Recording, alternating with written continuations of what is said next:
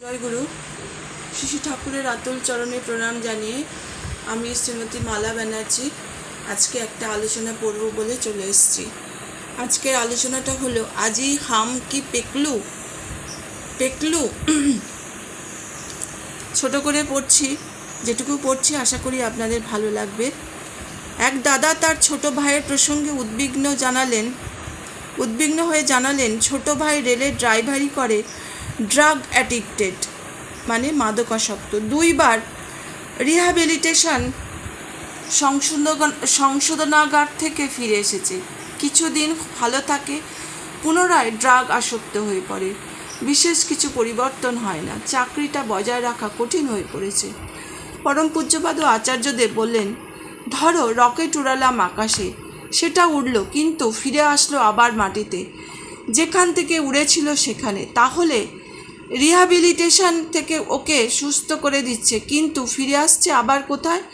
যে জায়গাটা রোগের কারণ সেখানেই। আপনি কি রেলের অন্য কোনো ডিপার্টমেন্ট বদলির জন্য রিকোয়েস্ট করেননি? আমি হলে তো তাই করতাম।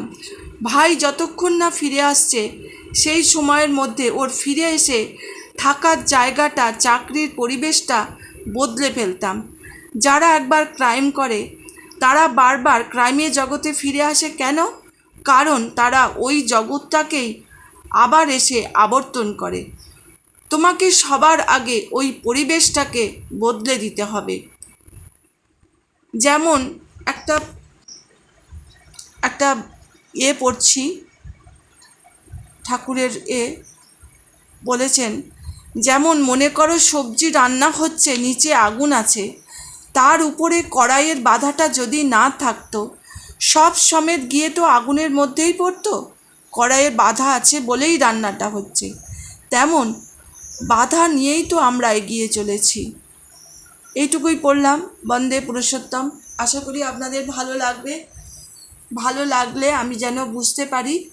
জয় গুরু। আজকে এইটুকু পড়ে আজকের পড়া শেষ করলাম। জয় গুরু।